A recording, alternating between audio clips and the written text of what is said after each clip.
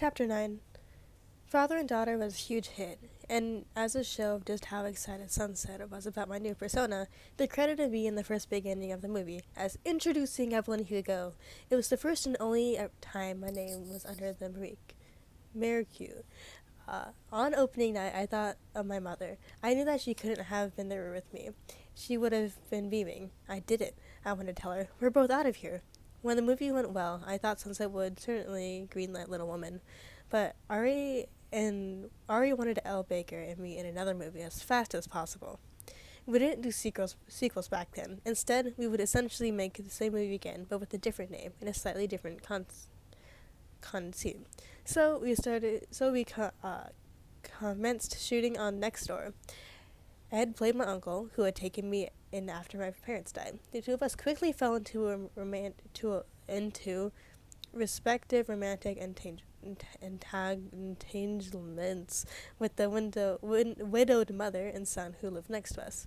Don was shooting a thriller on the lot of the time, and he used to come visit me every day when his set broke for lunch. I was absolutely smitten, in love for the first time. I found myself brightening up the moment I set eyes on him, always finding out reasons to touch him, reasons to bring him up in conversation when he wasn't around. Harry was sick of hearing of him. Ev, honey, I'm serious, Harry said one afternoon in his office when the two of us were sharing a drink. I've had enough of my eyeballs with this Don Adler talk. I visited Harry about once a day back then, just to check in, to see how he was doing. It made him seem like it was business. Even then, I knew he was the closest thing I had to a friend. Sure, I'd become friendly with a lot of the other actresses at Sunset.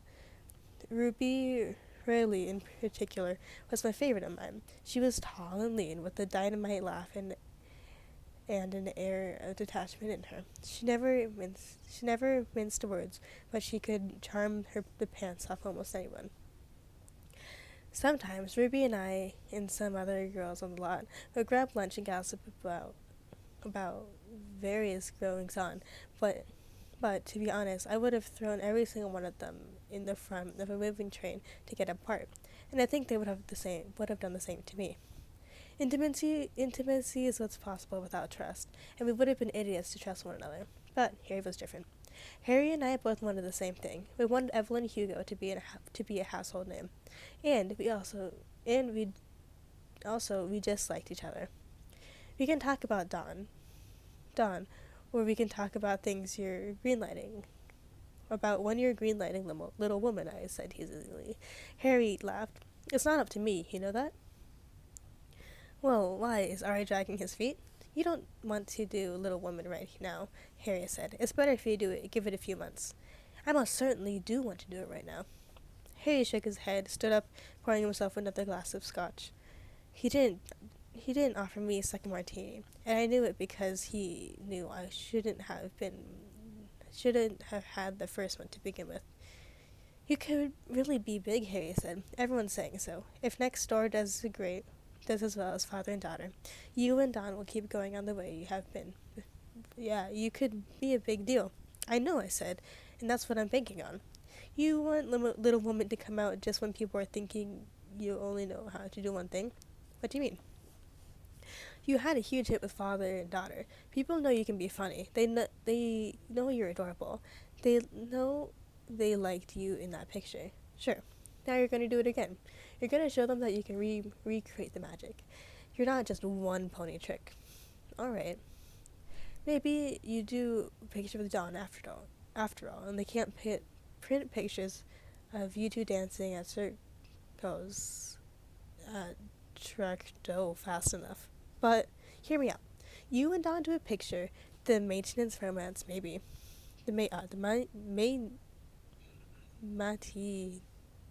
Romance maybe. Something where all the girls want to be you and all the boys want to be with you. Fun. And just when everyone is thinking they know you, and they get Evelyn Hugo, you play Joe. You knock everyone's socks off. Now the audience is going to think to themselves, I knew she was something special, but why can't I just do Little Woman now? And they'll think of me that now. Harry shook his head. Because you have to give them time to invest in you. You have to give them time to know you. You're saying I should be predictable. I'm saying you should be predictable and then do something unpredictable, and they'll love you forever. I listened to him, thought about it. You're just feeding me a line, I said. Harry laughed. Look, this is Arya's plan. Like it or not, he wants you to be in fewer pictures before he's going to give you Little Woman. But he is going to give you Little Woman. All right, I said. What choice do I have, really? My contract with Sunset is for another 3 years. If I cause too much trouble, they have an option to drop me at any time. They could loan me out, force me to take projects, put me on a leave without pay. You name it. They could do anything they wanted. Sunset owned me. Your job now, Harry said, is to see if you can make a real go at it with Dawn. It's in both of your interests. I laughed. Oh, now you want me to talk about Dawn. Harry smiled. I don't want you to sit here and listen to you talk about Harry, how dreamy he is. That's boring. I want you to know if the two of you might be ready to make it official. Dawn and I have been seen around town. Our photos taken at every hot spot in Hollywood. Dinner at Dan Tiara's, lunch at the Vine Street Derby, tennis at the Beverly Hills Tennis Club. And we know what we were doing, parading around in public. I need Dawn's name mentioned in the life sentence and in the same sentences as mine, and Don needed to look like he was a part of the new Hollywood.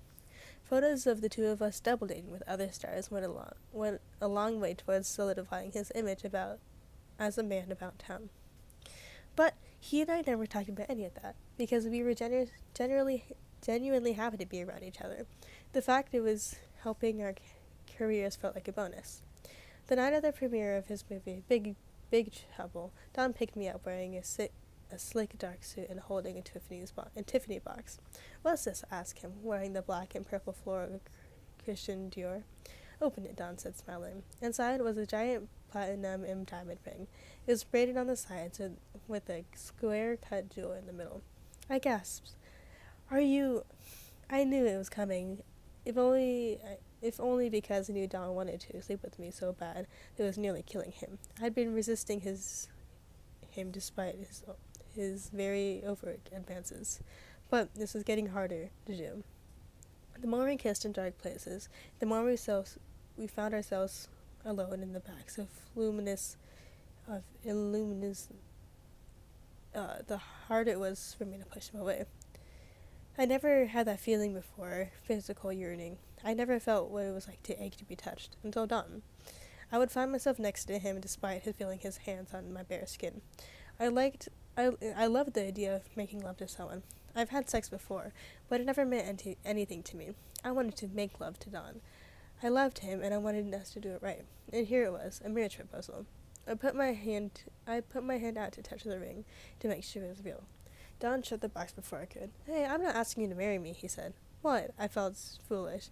I allowed myself to dream too big.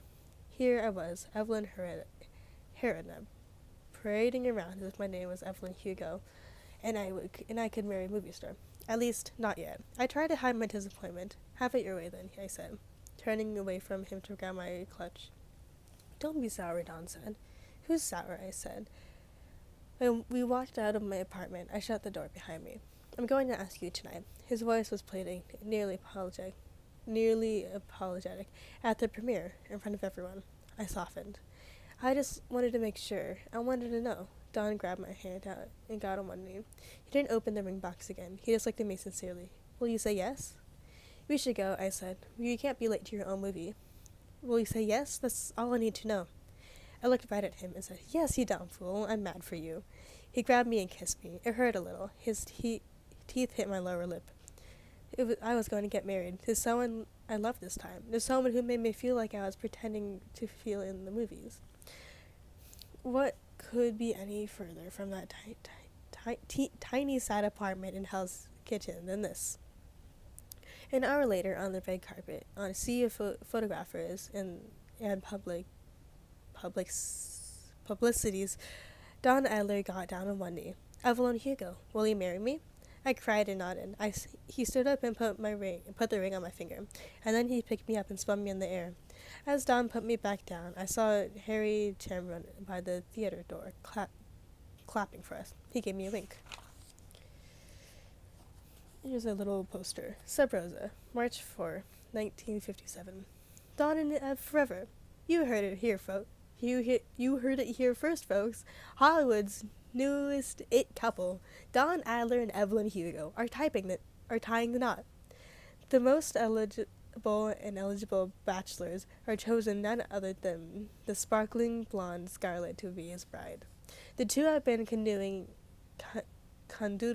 and scaverting all over, and now they've decided to make it official.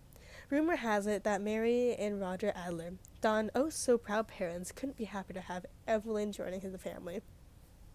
You can bet your bottom dollar that the new Dallas will be at the event this season with a Hollywood family. This glamorous and a bride, this beautiful. The whole town will be talking.